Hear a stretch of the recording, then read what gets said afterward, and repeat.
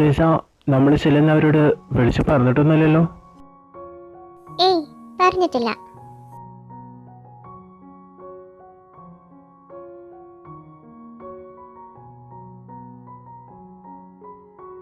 Kuki, Jimmy.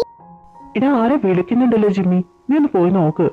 പിന്നെ ഇവിടെ ഏതിൽ ചേർക്കണം എന്നറിയാതെ ഞാൻ ഇരിക്കുന്നത്. നിനക്ക് രാവിലെ ഫുഡ് വേണോ? എന്നാ നീ തന്നെ പോയി നോക്ക്, ഇല്ലെങ്കിൽ ഇത് കോളായി കിട്ടും. ശരിയാവുന്നില്ലല്ലോ. ഈ രാവിലെ തന്നെ ആരെ വന്ന്. ലിസു, നീ എന്താടാ ഈ വാതിലൊക്കെ തുറന്നിട്ട് രണ്ടാളത് എവിടെ പോയി കിടക്ക? എന്താ ഞെട്ടല് മാറിയില്ലേ? ലിസു, ഒരു മുന്നറിയിപ്പില്ലാതെ നീ എന്താ ഇവിടെ? അല്ല, നീ ഒറ്റയ്ക്കാണോ വന്നത്?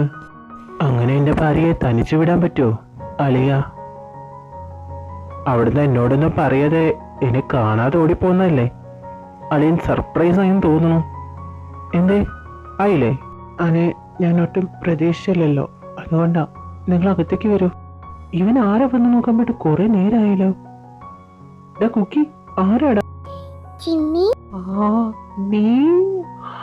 നീ ഇവിടെ? ഞാൻ തന്നെ.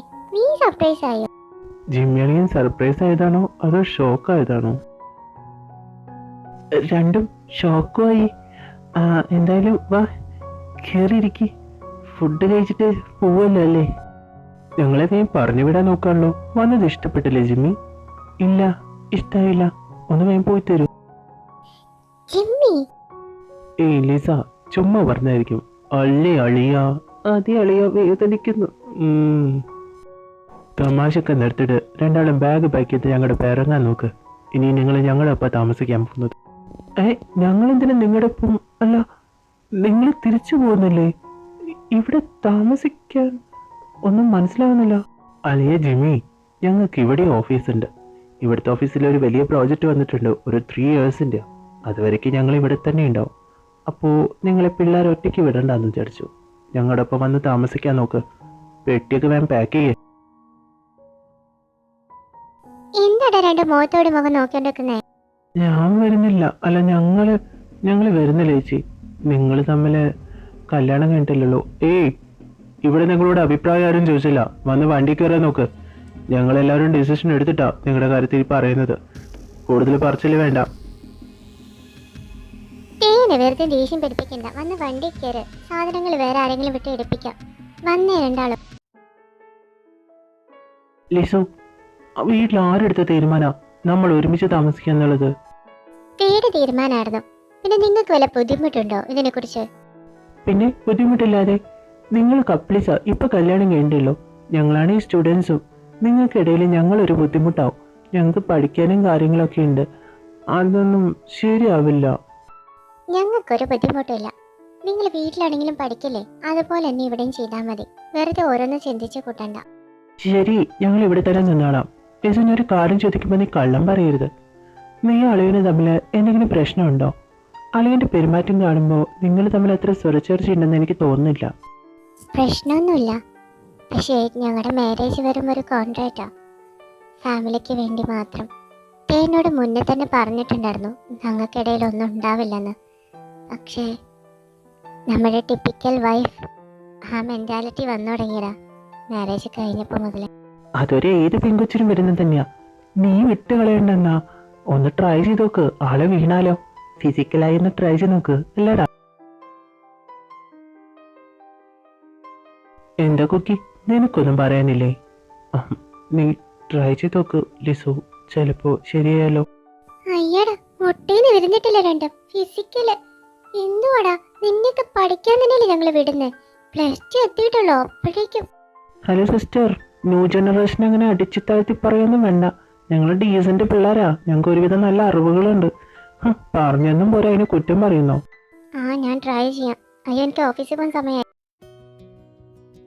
ഹോപ്പി, നീ ഈ നാട്ടിൽ നിന്ന് പോന്നു കഴിഞ്ഞാൽ അവിടുത്തെ ബ്രാഞ്ച് ആരും നോക്കി നടത്താ? ഡാഡെ കൊണ്ടൊന്നും മറ്റില്ലെന്ന് നിനക്ക് അറിഞ്ഞൂടെ?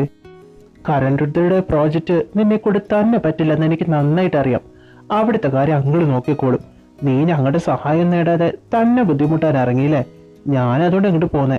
അവൻ മാത്രല്ല, ഞാനും ഉണ്ട്. വെയ്യ സുഖ, അല്ല, അപ്പൊ നിന്റെ സ്കൂളോ അതെന്ത് ചെയ്യും? ഞാൻ ഇവിടുത്തെ സ്കൂളിലേക്ക് ട്രാൻസ്ഫർ മേടിച്ചു. നിങ്ങളില്ലാതെ ഞാൻ അവിടെ ഒറ്റയ്ക്ക് എന്നിട്ട് എന്ത് ചെയ്യാനാ? എനിക്ക് ബോറടിക്കും. നിങ്ങൾ എവിടെയുണ്ടോ അവിടെയാണ് ഞാനും. ഞാൻ അങ്ങ് പോകുന്നു. നിനക്കിപ്പോ ഒരു കാര്യം മനസ്സിലായില്ലേ? ഈ ദുരന്തം നമ്മളെ വിട്ടു പോവില്ല. ടീച്ചറാട്ടെ, ടീച്ചർ. എന്താണ് നിനക്ക് ഇത്ര പുച്ഛം?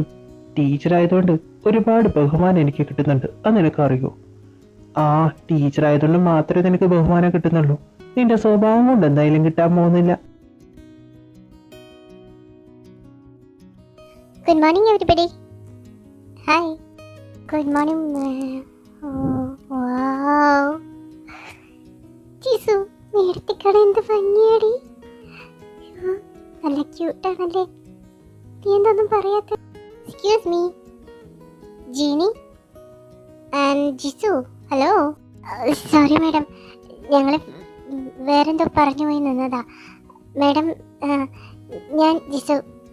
എന്തൊരു ഭംഗിയാ മേഡത്തിനെ കാണാൻ. ജീനി, നീ ഏത് ലോകത്താ? Madam, you are very beautiful. What? അല്ല മേഡം, നല്ല ഭംഗിയുണ്ട്. ജീനി, എന്തുവാടി പറയുന്നേ? ബ്യൂട്ടിഫുളിന്റെ അർത്ഥം മലയാളം ഭംഗിയുള്ളത് എനിക്കറിയാം. താൻ എന്താ ഉദ്ദേശിച്ചേ? അത് മാം ഇന്നത്തെ ഡേ ബ്യൂട്ടിഫുൾ ആണെന്നാ ഉദ്ദേശിച്ചേ മാഡം. അതന്നെയാ. ഓ, കയ്യിന്ന് പോയി. ഓക്കെ ജീനി, ഈ മേഡം വിളി ഒഴിവാക്കിയിട്ട് രണ്ടാളെന്നെ ലിസാന്ന് വിളിച്ചാൽ മതി കേട്ടോ. ഇന്ന് വൈകിട്ടേക്ക് എന്തായാലും നമുക്ക് സൈറ്റ് പോയി നോക്കണം. അതിൻ്റെ എല്ലാം റെഡിയാക്കിക്കോളൂ. പിന്നെ ജീനി, താൻ എൻ്റെ പേഴ്സണൽ അസിസ്റ്റന്റ് കൂടിയാട്ടോ. എന്താടി മേഡത്തിൻ്റെ പേഴ്സണൽ അസിസ്റ്റന്റ് ആടി ഞാൻ. എനിക്ക് മേഡത്തിന് ഒരുപാട് ഇഷ്ടമായി.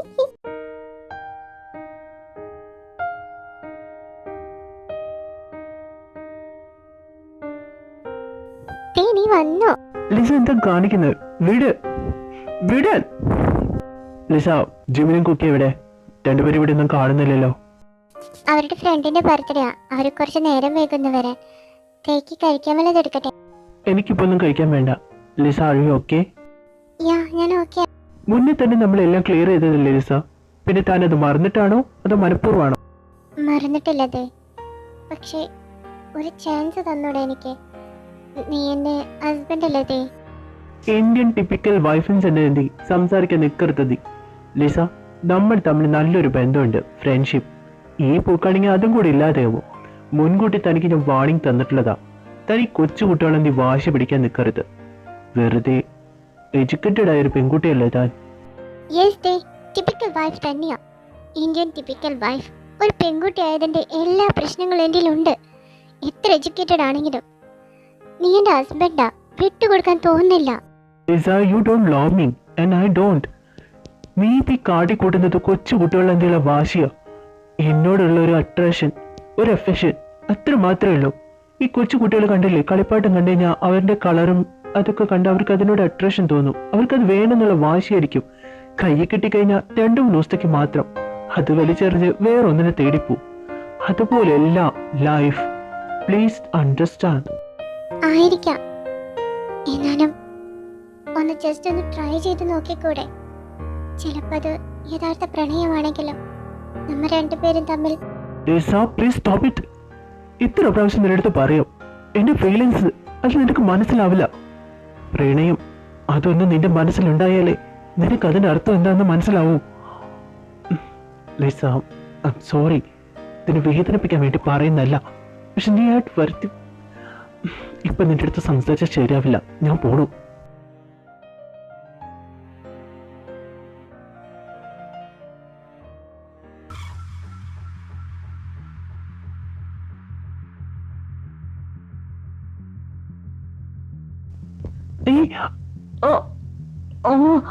വീട് എന്താടാ, നിന്റെ ചേച്ചിക്ക് എന്നെ കൂട്ടിക്കൊടുക്കാന്നാണോ വിചാരിച്ചത്?